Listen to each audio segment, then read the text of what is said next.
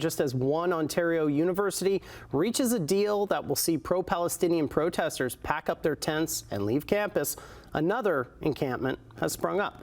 A few dozen tents were set up overnight at the University of Guelph, and as Emily Taylor tells us, protesters say they're not going anywhere until the school divests.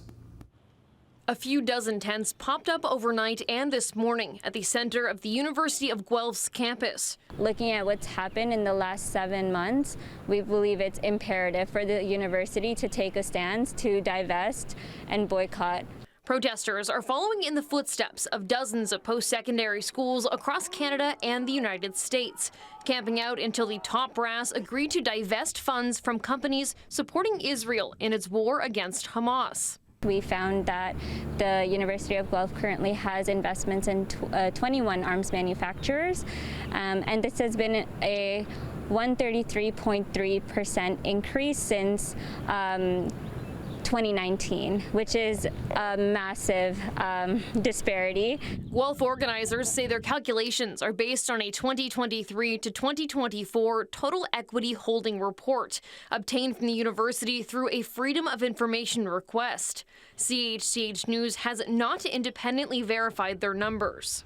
Around 30 tents are visible in the encampment, and protest organizers tell me they expect more people to arrive as the protest continues. The university did not respond to CHCH's request for an on-camera interview, instead pointing to an online statement that reads in part, "Encampments go against university policies and are not permitted as they entail health and safety risks for individuals in the encampment and for other members of the community."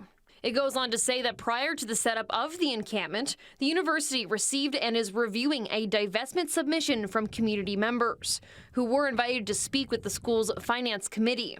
We have tried several times to have communications. However, the admin have repeatedly either stonewalled us, suppressed us, not acknowledged us. Hillel Guelph, a Jewish student group on campus, shares the university's concerns about safety on campus.